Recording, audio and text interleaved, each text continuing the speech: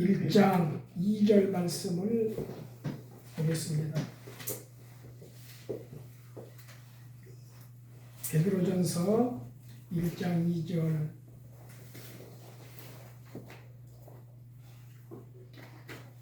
시작. 곧 하나님 아버지의 미리 아심을 따라 성령이 거룩하게 하심으로 순종함과 예수 그리스도의 핏뿌림을 얻기 위하여 택하심을 받은 자들에게 편지하노니 은혜와 평강이 너희에게 더욱 많을지어다. 하나님의 작정, 이런 주제로 오늘 말씀을 같이 생각해 보겠습니다. 부활하신 예수님은 40일 동안 지상에 계시면서 제자들에게 하나님 나라의 일을 말씀하셨습니다. 그리고 마지막으로 분부하신 말씀이 이로부터 오실 성령으로 충만하라는 것이었습니다. 사도행전 1장 4절에서 5절에 사도와 함께 모이사 그들에게 분부하여 이르시되 예루살렘을 떠나지 말고 내게서 들은 바 아버지께서 약속하신 것을 기다리라. 요한은 물로 세례를 베풀었으나 너희는 몇 날이 못되어 성령으로 세례를 받으리라. 사도행전 1장 8절 오직 성령이 너희에게 임하시면 너희가 권능을 받고 예루살렘과 온 유대와 사마리아와 땅 끝까지 이르러 내 증인이 되리라. 예수님께서 하늘로 오르신 후 제자들은 한 곳에 모여서 이 약속하신 성령을 받기 위해 기도에 전념합니다. 사도행전 1장 14절에 여자들과 예수의 어머니 마리아와 예수의 아우들로 더불어 마음을 같이하여 오로지 기도에 힘쓰니라. 그들이 성령을 기다리며 기도한 지 열흘째 되는 날 성령께서 강림하십니다. 사도행전 2장은 그 장면을 이렇게 기록하고 있습니다. 오순절 날이 이름에 그들이 다 같이 한 곳에 모였더니 호련히 하늘로부터 급하고 강한 바람 같은 소리가 있어 그들이 앉은 온 집에 가득하며 마치 불의 혀처럼 갈라지는 것들이 그들에게 보여 각 사람 위에 하나씩 임하여 있더니 그들이 다 성령의 충만함을 받아 성령이 말하게 하심을 따라 다른 언어들로 말하기를 시작하니라. 이 성령 강림으로부터 예루살렘의 복음이 요원의 불길처럼 걷잡을 수 없이 퍼져나갑니다. 수많은 유대인들이 예수 그리스도를 주로 믿고 하나님께로 돌아왔습니다. 이것을 보고 복음에 반대하는 세력들이 긴장하기 시작합니다. 그들은 제자들을 옥에 가두기도 하고 채찍으로 때리고 능욕했지만 오히려 예수 그리스도를 받는 능욕을 큰 기쁨으로 여겼습니다. 급기야 복음을 전하다 스데반이 반대 세력에게 돌에 맞아 순교하게 되고 사도행전 12장에 보면은 사도 요한의 동생 야고보가 헤롯에 의해 목베임을 받고 순교당합니다. 이 일을 시작으로 예루살렘의 교회에 무서운 박해의 칼날이 휘몰아치고 예루살렘 교회는 사방으로 흩어지게 됩니다. 사도행전 8장 1절 그날에 예루살렘에 있는 교회에 큰 박해가 있어 사도회는 다 유대와 사마리아와 모든 땅으로 흩어지니라. 유대인 그리스도인들은 예수 그리스도를 따르는 신앙을 지키기 위해 박해와 핍박을 피해 주변의 나라들로 흩어집니다. 그러면 편안하게 신앙생활 했으면 좋았을 텐데 그러지를 못했어요. 그들이 흩어진 지역에서도 여전히 거센 박해와 핍박에 시달려야 했습니다. 이들이 믿고 전하는 복음을 그들이 흩어져 살고 있던 나라나 도시나 지역의 정치, 사회, 정서는 곱게 받아주지 않았습니다. 자기들의 전통이나 신앙 또는 사회 정서에 반한다는 이유로 이들을 무섭게 박해했습니다. 이렇게 흩어져서 박해와 환난 가운데서 힘겹게 살아가는 유대 그리스도인들에게 베드로는 하늘로부터 오실 예수 그리스도의 재림과 구원의 소망을 굳게 붙잡고 믿음에 서서 흔들리지 않도록 말씀을 써서 보냈는데 그것이 베드로 전후서입니다. 베드로 전서 1장 1절 예수 그리스도의 사도 베드로는 본도, 갈라디아, 갑바도기아, 아시아, 비두니아에 흩어진 나그네 이들이 베드로 전후서의 수신자들이고 세대를 두고 예수 그리스도가 다시 오실 때까지 믿음의 사람들이 붙들어야 할 베드로를 통해 주신 하나님의 말씀입니다. 오늘 저는 이 흩어진 나그네 디아스포라 유대인 그리스도인들에게 베드로를 통해 전해진 편지 서두에 언급된 짧은 말씀을 통해 오늘 우리에게 주시는 메시지의 긴 요운을 함께 나누어 보고자 합니다. 2절을 보겠습니다. 곧 하나님 아버지의 미리 아심을 따라 성령이 거룩하게 하심으로 순종함과 예수 그리스도의 핏부림을 얻기 위하여 택하심을 받은 자들에게 편지하느니 은혜와 평강이 너희에게 더욱 많을지어다. 각 지역과 나라로 흩어져서 박해와 핍박을 견디며 고생스럽게 살아가는 믿음의 사람들에게 너희는 하나님께로부터 택함을 받은 자들이라고 말합니다.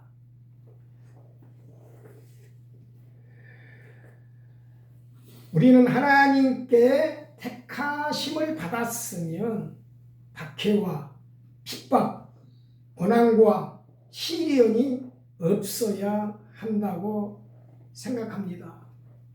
행복하고 안락하고 세상에서 누구보다도 잘 되어야 한다고 생각합니다. 여러분, 우리는 이 지점에서부터 잘못 끼운 옷의 단추를 다시 맞추어 끼워야 합니다. 구원은 예수 그리스도를 믿고 따르는 데서부터 시작됩니다. 예수 그리스도를 믿고 예수 방향으로 가는 삶은 세상 가치가 지시하는 방향과 전혀 다릅니다. 생명의 빛이신 예수가 왔는데 어둠은 그 빛을 싫어했습니다. 그래서 세상은 생명의 빛이신 예수 그리스도를 배척하고 십자가에 못 박습니다. 빛을 배척하는 것이 어둠의 속성이고 이 어둠의 왕이 마귀 사탄입니다. 그래서 복음은 이 세상과 조화될 수가 없습니다. 그래서 복음은 어디서나 세상과 충돌합니다. 그래서 성경은 말합니다. 누구든지 경건하게 살고자 하는 자는 누구든지 예수 그리스도를 따르고자 하는 자는 박해를 받으리라. 이는 그리스도인들이라면은 직면하는 피할 수 없는 현실입니다. 우리 대한민국에서는 예수 믿는다는 이유로 목숨이 위협받는 박해나 핍박이 없습니다. 우리는 얼마나 자유롭고 좋은 환경에서 믿음의 삶을 살고 있는지 모릅니다. 하지만 그럼에도 불구하고 이 자유로운 환경에서도 예수 그리스도의 복음은 세상과 조화되지 않습니다. 세상으로부터 지지를 받지 않습니다. 우리가 복음의 말씀을 붙들고 성경적인 세계관을 가지고 살아갈 때 우리는 어디서나 충돌과 부조화를 경험합니다. 가정에서도, 직장에서도, 교육에서도, 문화에서도, 정치에서도 복음의 가치는 부조화와 충돌을 일으킵니다. 그런데 주님은 이런 세상에서 우리를 살게 해놓고 너희는 세상의 빛이요 소금이라고 말씀하십니다. 여러분, 빛과 소금이 무엇일까요? 우리 그리스도인들이 살아내야 할 삶을 말하는 것입니다. 너희를 미워하고 반대하는 세상을 빛과 소금으로 설득하라는 것입니다. 이것이 전도 명령입니다. 내 아내를, 내 남편을, 내 자녀를, 내 부모를, 내 직장 동료를, 내 주변 세계를 빛과 소금으로 설득하라. 그러면 빛과 소금이 무엇일까요? 말씀으로 채워진, 하나님의 생명으로 채워진, 신령한 지혜와 계시의 빛으로 채워진, 성령의 임재와 평강으로 채워진, 살아계신 하나님의 친밀함으로 채워진, 하나님의 모든 충만한 것으로 충만하게 채워진 하나님의 성품, 하나님의 마음에서 흘러나오는 삶입니다. 하나님의 마음, 하나님의 성품이 무엇일까요? 올바름, 착함 아닙니다. 그 이상입니다. 성경은 그것을 열매라고 말합니다. 성경은 그것을 빛의 열매라고도 하고 성령의 열매라고도 합니다. 에베소서 5장 8절에서 9절. 너희가 전에는 어둠이더니 이제는 주 안에서 빛이라, 빛의 자녀들처럼 행하라. 빛의 열매는 모든 착함과 의로움과 진실함에 있느니라. 이 빛의 열매를 갈라디아서 5장도 구체적으로 설명합니다. 갈라디아서 5장 22절에서 23절. 오직 성령의 열매는 사랑과 희락과 화평과 오래 참음과 자비와 양성과 충성과 온유와 절제니 이 같은 것을 금지할 법이 없느니라. 여러분, 누가 제자일까요? 목사가, 전도사가 교회의 직계에 의해 세워진 직분자가 제자일까요? 제자는 절대 직분이나 신분이나 지위로 결정되지 않습니다. 제자란 얼마나 교회를 오래 다녔느냐, 신앙의 연조로 결정되지 않습니다. 성경은 제자란 열매 맺는 자라고 못 박습니다. 요한복음 15장 8절. 너희가 열매를 많이 맺으면 내 아버지께서 영광을 받으실 것이요 너희는 내 제자가 되리라. 제자란 변화된 사람입니다. 제자란 열매 맺는 사람입니다. 빛의 열매, 성령의 열매가 당신이 예수 따르는 제자인가 아닌가를 결정합니다. 주님은 열매로 영광 받으십니다. 주님은 열매로 세상을 바꾸십니다. 주님은 열매로 불신자를 설득하십니다. 이것은 우리 스스로 만들어낼 수 없습니다. 그것은 죄와 허물로 죽은 육체, 육신에 속한 자아가 꺾이고 부서지고 허물어지고 행복하고 죽어서 하나님의 온전한 소유가 되고 주님과 내가 하나됨, 주님과 내가 연합될 때 내 속에서 흘러나오는 생명이고 능력입니다. 내 속에서 흘러나오는 생명과 능력이 결핍되어 있을 때 우리는 어느 곳에서나 어디서나 주님이 영광 받으시는 제자로서의 삶을 살아갈 수가 없습니다. 오늘 우리 마음속에서 이 주님의 생명, 이 하나님의 마음이 풍성하게 흘러나오게 되시기를 바랍니다. 부자 되게 해주마, 성공하게 해주마, 출세하게 해주마, 높은 자리에 올라가게 해주마, 좋은 직장, 좋은 대학 가게 해주마가 복음이 아닙니다. 그렇다고 가난하게 살아라, 부차하게 살아라, 무능력하게 살아라, 이것도 아닙니다. 믿음의 삶은 내가 어디 있든지 어느 자리에 있든지 부자로 살든지 가난하게 살든지 내가 피로 값주고 산 하나님의 자녀라면 빛과 소금으로 살아라. 예수 닮은 성품으로 살아라. 세상에 휘둘리지 말고 복음의 말씀으로 살아라. 말씀이 힘이 되고 말씀이 삶이 되고 성령이 능력이 되는 삶을 살아라. 예수 방향으로 가라. 그리고 믿음의 결국 영혼의 구원을 받는 것이 믿음의 삶이다. 그리고 하나님 나라를 상속받는 것이 믿음의 삶이라고 성경은 말합니다. 오늘 말씀이 그것을 말해주고 있습니다.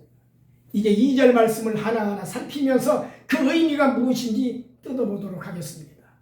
우리의 구원은 우연하게, 막연하게, 생각지 않게 어느 날 이루어진 것이 아닙니다. 그것은 치밀한 설계와 계획과 작정을 통해서 이루어졌습니다. 그것을 하나님 아버지의 미리 아심을 따라라는 말로 설명합니다. 하나님 아버지의 미리 아심을 따라, 이 말은 하나님께서 나의 구원을 위해 눈여겨 보셨다는 말입니다. 그냥 우연히 보신 것이 아니라 주목하고 살피고 하나님의 때에 나의 시간 속으로 들어오신 것을 말합니다. 해변을 거니시다가 고기 잡는 베드로를 보셨습니다. 예수님이 할 일 없이 해변을 산책하다가 우연히 베드로를 보았을까요? 세간에 앉아서 세금 걷는 마태를 보셨습니다. 그리고 말씀하셨습니다. 나를 따르라. 작정하고 살피고 주목하고 계시다가 주님의 시간에 찾아오신 것입니다. 시편 130편 16절은 이렇게 말씀합니다.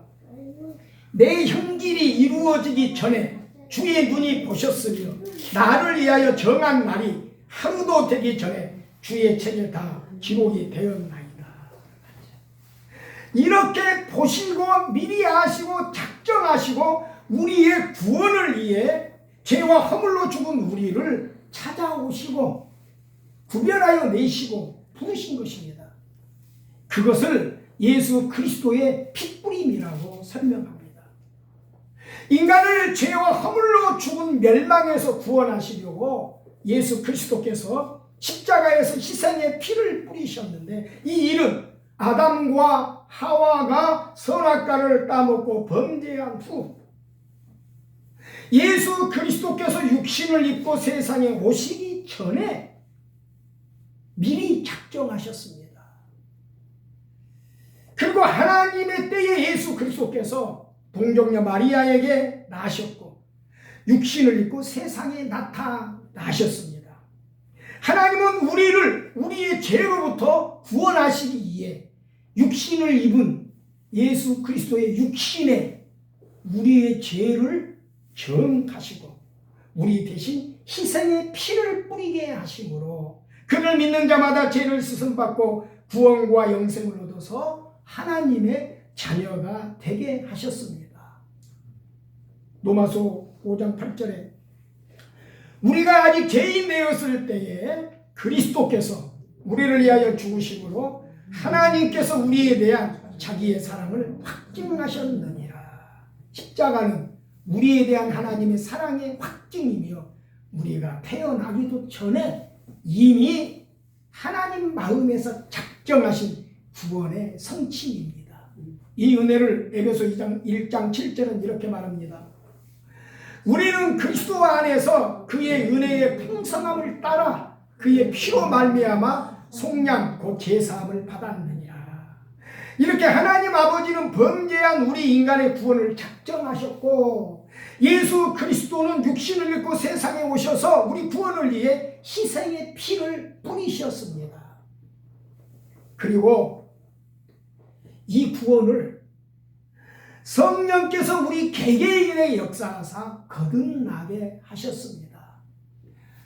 아버지는 작정하셨고 예수 그리스도는 피 흘려 이루셨고 성령 하나님이 우리 개개인에게 역사하셔서 구원받아 거듭나게 하신 것입니다.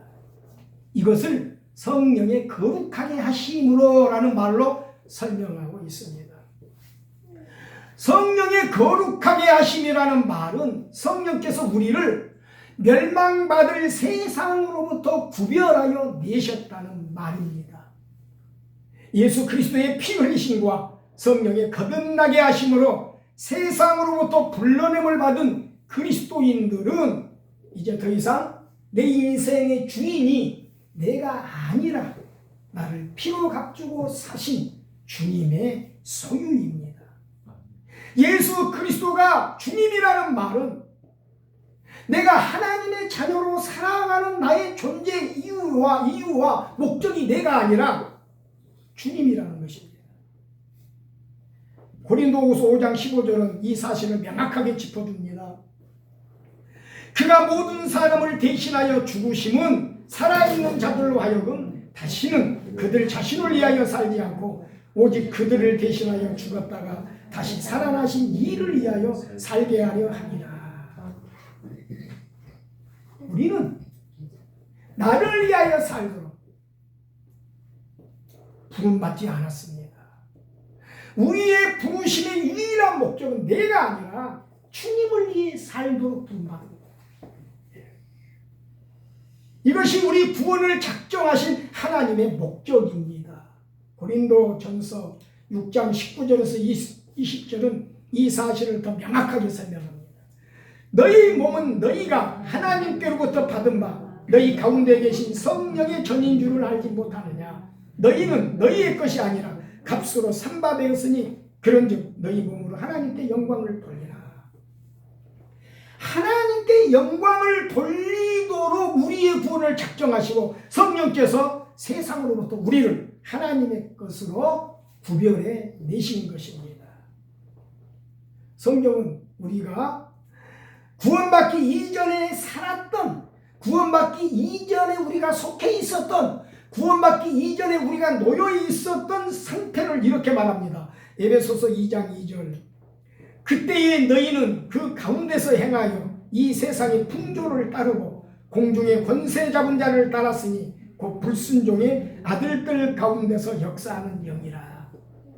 우리는 하나님께 저항하고 맞서는 멸망의 풍조를 따르고 그런 세상에서 왕노릇하는 사탄의 지배 아래 갇혀서 죄와 허물로 죽은 삶을 살았습니다. 이런 우리를 예수 그리스도가 피로 값주고 사서 우리의 주가 되신 것은 다시는 우리 자신을 위해 살지 않고 하나님께 영광 돌리는 삶을 살게 하려는 것입니다. 이것이 우리를 구원하신 하나님의 작정입니다. 그럼 하나님께 영광 돌리기 위해서는 어떤 삶을 살아야 하나요? 빛과 소금이라고 했죠. 열매라고 했죠. 성품의 변화라고 했죠. 하나님의 마음이라고 했죠. 그걸 쫓는 것이 순종입니다. 순종은 마음의 변화 없는 외적인 교회 활동이 전혀 아닙니다. 순종은 내부에서 일어나는 변화가 외부로 나타나는 삶의 내용입니다. 내부의 변화 없이 밖으로 나타나는 외적 활동으로 변화를 대체하려는 것은 속은 더러운데 겉만 깨끗한 대적과 같습니다. 주님은 항상 우리의 외적인 활동이 아니라 내 내부를 살피십니다. 순종은 절대적으로 하나님을 신뢰하는 것입니다. 하나님을 신뢰하기 위해서는 나를 무너뜨려야 합니다. 그것이 자아의 깨어짐입니다. 순종은 하나님께 맞서고 저항하는 우리 몸 안에 있는 세력, 즉 여러분 성경이 육체 육신이라고 말을 많이 하죠. 그것은 이 살이 아니라 내 몸 안에 있는 하나님께 맞서고 저항하는 불순종의 세력을 말하는 거예요. 이 우리 몸 안에 있는 세력, 즉 육신으로부터 나를 분리하고 말씀에 뿌리 내리고 말씀이 가르치는 방향으로 나아가는 것이 순종입니다. 거룩함은 히브리어 카도시라는 단어인데 이 내용은 분리하다, 잘라내다의 뜻입니다. 하나님께 합당하지 않고 하나님께서 기뻐하지 않으시는 모든 것으로부터 나를 분리하고 잘라내는 것이 거룩함입니다. 이 거룩함이 순종입니다. 하나님께서 기뻐하지 않으신 모든 것으로부터 나를 구별하는 것이 순종이고 거룩함입니다. 이 순종이 철저하게 될수록 거룩함이 내 삶으로 드러납니다. 거룩함은 여러분 완벽함이 아니라 내 몸에 천사의 날개의 옷을 입는 것이 아니라 하나님과의 관계 속에서 점진적으로 다루어지고 이루어지는 예수 닮아가는 성품의 변화이고 이로부터 온전한 순종의 삶이 나옵니다. 순종이 깊어질수록 하나님과 나의 하나됨이 온전해집니다. 순종이 깊어질수록 하나님의 충만한 하늘의 모든 충만한 것으로 충만하게 됩니다. 순종이 깊어질수록 하나님의 거룩함에 더 가깝게 다다르게 됩니다. 순종은 내가 사는 것이 아니라 내 안에 그리스도께서 사시는 삶입니다. 순종은 보이는 것에 매이지 않고 보이지 않는 영적 목마름에 매여 사는 것입니다. 순종은 땅의 것으로 사는 것이 아니고 하늘의 것으로 사는 삶입니다. 순종함과 거룩함을 통해 하나님의 초자연적인 평강이 내면을 다스리고 나의 삶 속에 나를 통해 하나님의 일하심이 여기저기서 보이기 시작합니다. 이런 축복이 있게 되시기를 바랍니다. 성경은 우리가 지향하고 추구해야 할 영적 삶의 본질적 목적에 대해 이렇게 말합니다. 베드로전서 1장 14절 15절 너희가 순종하는 자식처럼 전에 알지 못할 때에 따르던 너희 사욕을 본받지 말고 오직 너희를 부르신 거룩한 이처럼 너희도 모든 행실에 거룩한 자가 되라. 거룩함에 이르는 것과 순종의 삶은 철저하게 성령 의존적입니다. 우리는 성령으로 거듭났고 성령의 임재와 충만을 통해 내 영혼에 흐르는 영적 갈망과 동기와 작동으로 세상과 구별되며 거룩함과 순종의 삶으로 나아갈 수 있습니다. 네 힘으로 살아봐. 네 지혜로 살아봐. 네 능력으로 살아봐. 이게 아니에요. 너 자신을 하나님과의 깊은 관계 위에 세워라. 그 관계를 통해 흐르는 성령의 임재로 충만해라. 그러면은 그 생명과 능력 안에서 그것이 내 동기가 되고 나를 움직이는 작동이 되고 하나님의 목적에 합당한 삶이 나옵니다. 여기서 이루어지는 것이 거룩함과 순종입니다. 그래서 성령이 오신 거예요. 주님께서 험한 세상에서 늑대와 이리가 우거니 이 세상에서 우리를 불러내놓고 너 한번 저 속에 들어가서 살아봐라. 그게 아니에요. 우리에게 성령을 보내주셨습니다. 관계가 무너지면 임재도 없고 변화도 없습니다. 여러분, 하나님과 연결된 관계 위에 서십시오. 주님으로부터 공급되는 하늘의 신령한 은혜가 내 내면을 채우도록 주님과의 관계가 매일의 삶 속에서 끊어지는 것이 아니라 이어져 있게 하십시오.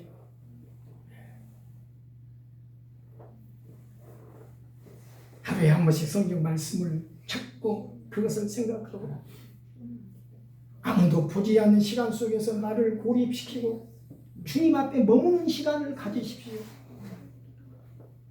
이거 없이 우리는 수박하다 기식의 형식적이고 무력한 신앙으로 끝날 수밖에 없습니다. 이것 없으면 외적인 신앙 활동은 아무 의미 없습니다. 교회 와서 아무리 열심히 동분서주하면서 섬긴다고 예수 이름을 말하고 활동한들 그것이 나를 세우지 않습니다. 성경은 이 세대를 본받지 말고 오직 마음을 새롭게 함으로 변화를 받으라고 요청합니다. 이것이 우리가 도달해야 할 목표 지점입니다. 이것이 우리가 올라야 할 산 정상이고 이것이 우리가 올라가야 할 망대입니다. 여기에 생명이 있습니다. 여기에 마음을 주장하시는 그리스도의 평강이 있습니다. 여기에 힘이 있고 능력이 있고 확신이 있고 성령의 나타남과 하나님의 나라와 권세와 영광이 있습니다. 여러분, 우리가 주기도문 끝에 나라와 권세와 영광이 아버지께 영원히 있사옵나이다. 이건 실제예요. 내 삶에서 우리가 보아야 할 실제예요. 내 삶에서 우리가 들어가야 할 장소예요. 여기에 들어가야 비로소 여러분, 하나님의 모든 것이 우리를 기다리고 있습니다. 우리나라는 세계 역사에서 찾아보기 힘든 엄청난 부흥을 이루었습니다. 하지만 언젠가부터 이 부흥의 불길이 꺼지기 시작하더니 현재는 급속하게 교회가 쪼그라들고 있습니다. 물론 대형화된 메가처치, 기가처치는 여전히 사람들이 몰려들고 있지만 이 작은 개척교회는 관심도 두지 않고 왜 큰 교회들로 사람들이 몰려들고 있을까요? 그것도 새신자가 아니라 이미 믿는 사람들이. 교회 문화, 편리한 서비스 환경, 다양한 프로그램 제공 등 교회 택함의 근거가 영적 생명력이 아니라 외적인 조건에 의해서 좌우되고 있습니다. 무엇보다 교회를 떠나는 젊고 의식 있는 세대의 이유는 인간 굴레에 갇혀버린 교회의 뼈아픈 비본질적 현실 때문입니다. 요즘 한국에서 20대 청년들이 몇 프로나 될까요? 9%. 30대는 11%. 치명적인 위험에 직면해 있습니다. 문제는 목회자의 권위가 하나님의 이름과 복음 또는 하나님 나라의 백성의 공공의 이익을 위해 사용되어야 하는데 목회자 개인의 사적 유익을 위해 남용되어도 침묵하고 거기에 동조하고 있다는 게 있습니다.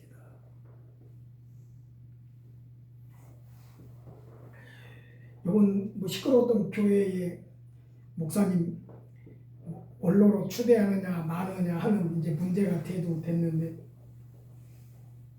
그 목사님과 가까운 장로가 교회 권사들이나 재직들에게 이번에 우리 목사님 원로 추대해야 합니다.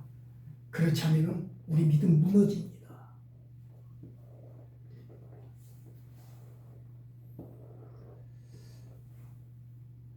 잘못을 저지르다가 파면된 목사를 원로로 추대해야 믿음이 세워진다? 그건 성경이 아니에요, 여러분.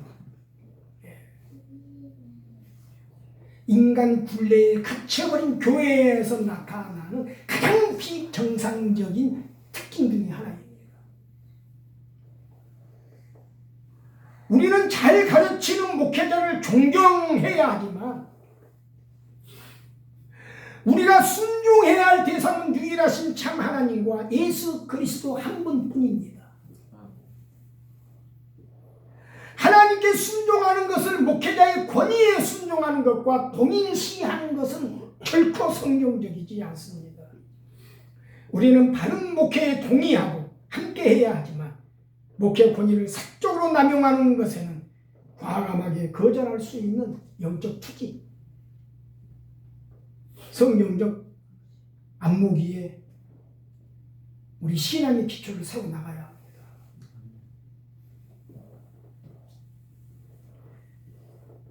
하나님은 우리가 태어나기도 전에 우리의 구원을 작정하셨고 예수 그리스도의 핏부림을 통해 이를 이루셨습니다. 그리고 성령께서 우리를 거듭나게 하사 하나님의 자녀가 되게 하셨습니다. 그리고 우리의 거듭남의 하나님의 목적은 거룩함과 순종함입니다.